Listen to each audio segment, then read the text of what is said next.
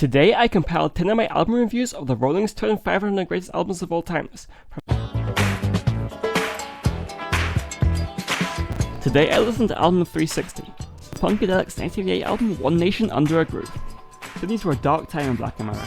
The optimism and success of the civil rights movement in the 60s came to a crashing end following a racist conservative backlash which elected Richard Nixon and disillusionment of the Vietnam War. George Clinton reacted to this in two ways. With his one-band Parliament, Clinton dared to dream and hope of a world of black liberation. In contrast, with his other band Funkadelic's 10th album, Clinton directly challenged society. He challenged the racial segregation of radio channels on who says the funk band can't play rock, which featured stunning guitar by Kid Funkadelic and Gary Scheider. One is about the origin of racial hatred and fried ice cream. On the murky, pimento shit backwash psychosis Enema Squad, the Doo-Doo Chasers.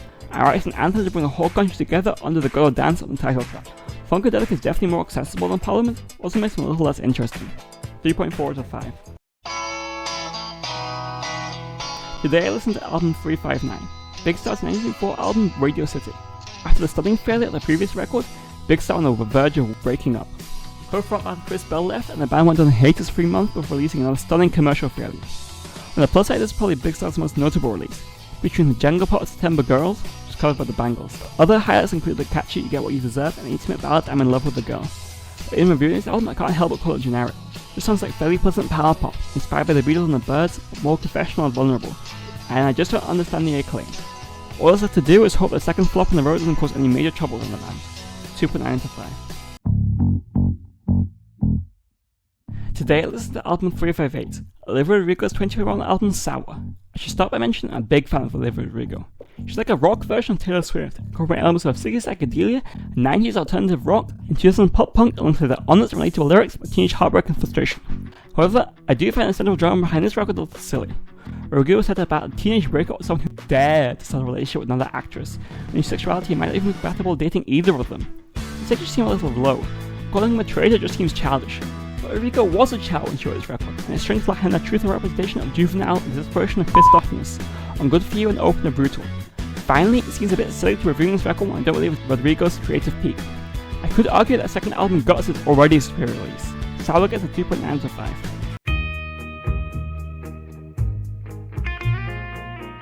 Today I listened to album 357, Tom Waits' 1985 album Rain Dogs. The way Tom Waits' voice can somehow be ugly and beautiful at the same time. For the first half of this album, I didn't really understand Jay's comment. On songs like Singapore, Clapped on Hands, and Symmetry Polka, all they had was ugliness. Waits' voice baying and growling on songs more suited for Halloween than anything else.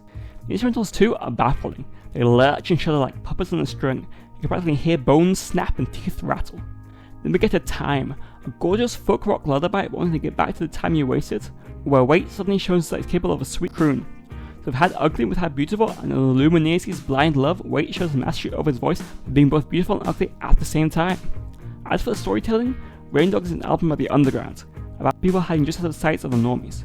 Maybe that's who Tom Waits is as well. 3.3 out of 5. Today I listened to album 356, Dr. John's 1968 album Grigri. I'm scratching my head for ages trying to work out how to describe Dr. John's debut album.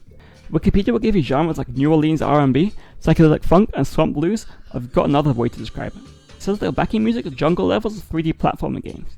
You know, games like Crash Bandicoot or Banjo-Kazooie, where the music is creating atmosphere with minimal ingredients. Imagine Dr. John to be Gruntilda or Capital B, a low presence of a high impact accompaniment to the Caribbean and West African grooves. Maybe Mama Roo and Jump Study are mini-bosses. On first glance, it's distinctly colonialist vibe to the whole album. Dr. John himself is a witch doctor, one of the most fetishized aspects of sub-Saharan African culture. He sounds almost like a David Livingstone type, shining a lot of darkest Africa. That is until you learn that witch doctors and Grigri are part of Louisiana voodoo, and that Dr. John was actually born in New Orleans. Phew, no appropriation to be seen here. 3.5 out of 5. Today I listened to album 355, Black Sabbath's 1970 self-titled album. In 1967, a critic positively reviewed The Who's single I Can See for Miles, the heaviest song they've ever heard, which inspired McCartney to write Helter Skelter, arguably the first heavy metal song. When Black Sabbath's debut album was released 2 years later, it left Helter Skelter in the dust. Critics were appalled at the time, criticizing its poor lyricism and calling it a derivative of Cream. They weren't entirely wrong. Evil Woman is a song any blues rock band could have written, and Geezer Butler's lyrics are a bit stilted and awkward because they were written based on Ozzy Osbourne's vocal melodies. What Black Sabbath were good at creating was a powerful sense of dread, especially on the track Overflow. And the closer, Warning, is an appropriately named premonition of just how heavy music could get. 3.4 out of 5. Today, let's listen to album 354, X-Ray Specs' 1978 album Germ-Free Adolescence. You can't talk about X-Ray Specs without talking about Police Diary. She's a perfect anti-pop star, a proto-Billie Eilish with unfashionable brightly coloured clothing. Her keening voice is almost incomprehensible, shattering the punk rock instrumental with moments of grunge between the lightning bolts of disaffected rebellion. She confronts the artificial modern existence of artificial and plastic bag, unpretentiously and proudly admits to being fake, an identity, and I am a poser. Along the way, she is accompanied by some sweet saxophone by an uncredited Laura Logic that's had hinted at the instability of this band.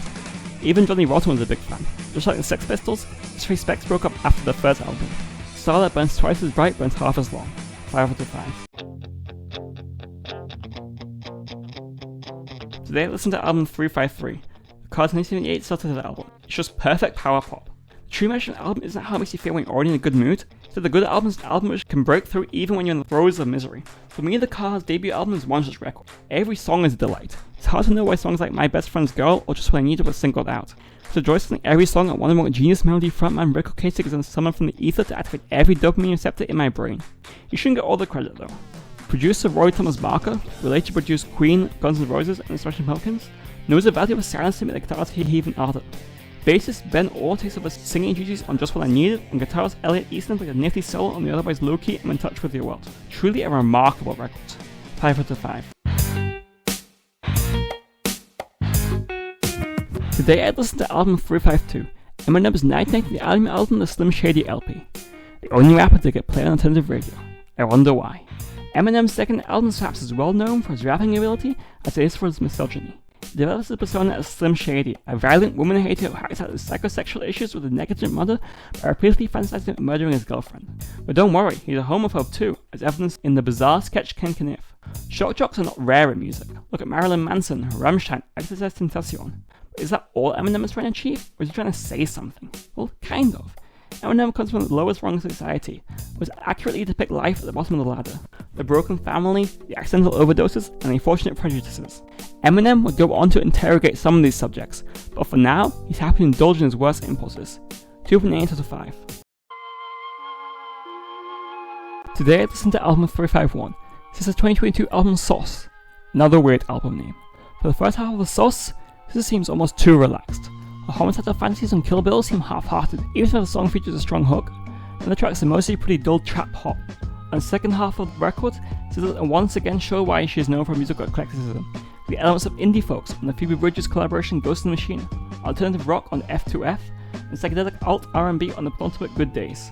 Lyrically, SZA goes back to the same well she spoiled on Couture, worrying about her body, wanting to be thick, now I wanna be thin, being endlessly jealous of her ex's new relationship and indulging in petty revenge fantasies. For some reason, an awkward collaboration with the late ODB closes out the album. By the time we get to Good Days, SZA just seems exhausted. Just really hoping for something to believe in. The whole record is a cry for help. So that's why she called it that. 3.3 out of 5. Like, share, comment and subscribe.